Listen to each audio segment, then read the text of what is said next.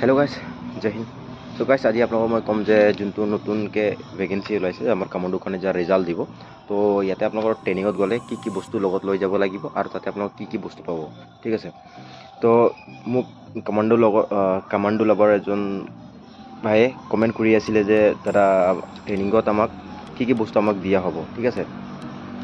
তো চাওক আপোনালোকৰ প্ৰথম কথা হ'ল যেতিয়া আপোনাৰ ট্ৰেইনিঙত যাব, ট্ৰেইনিঙত গ'লে আপোনাৰ মষ্ট ইম্পৰ্টেণ্ট আপোনাক গ্লাছ থালি এইকেইটা লগত লৈ যাব আৰু স্লিপিং বেগ হোল্ডৰ আৰু আঁঠুৱা আপোনাক এই বস্তুকেইটা লৈ যাব লগত ঠিক আছে। আৰু আপোনাক আউট ড্ৰেছ যোনটো চিভিল ড্ৰেছ এইবিলাক বেছিকৈ লৈ যাব নালাগে, কিয়কি আপোনাৰ তাত ট্ৰেইনিং টাইমত সময় নাপাব যে আউট ড্ৰেছ পিন্ধিবৰ কাৰণে হা। আৰু এটা কথা হ'ল যে আপোনালোকৰ ট্ৰেইনিং টাইমত কি কি বস্তু দিয়া হ'ব। তো চাওক আপোনাৰ ইয়াতে ৰাতিপুৱা পিটি হ'ব, ড্ৰিল হ'ব, ক্লাছো হ'ব ঠিক আছে।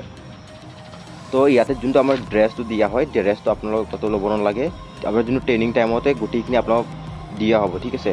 যি ৰাতিপুৱা পিটিৰ কাৰণেও দিয়া হ'ব, আপোনাৰ ড্ৰিল কাৰণেও ড্ৰেছ দিয়া হ'ব, যাতে আপুনি য'ত ত'ত এনে টকা পইচা নষ্ট কৰিব নালাগে। আপোনালোকৰ ট্ৰেইনিং টাইমতে গোটেইখিনি চব বস্তু আপোনালোক দিয়া হ'ব ঠিক আছে। তো আৰু যদি কিবা ডাউটছত থাকিলে মোক কমেণ্ট ছেকশ্যনত কমেণ্ট কৰি জনাই দিব আৰু আপোনালোকক মই ভালকৈ আৰু ভিডিঅ' দিবলৈ চেষ্টা কৰিম আৰু ঠিক আছে। থেংক ইউ, জয় হিন্দ।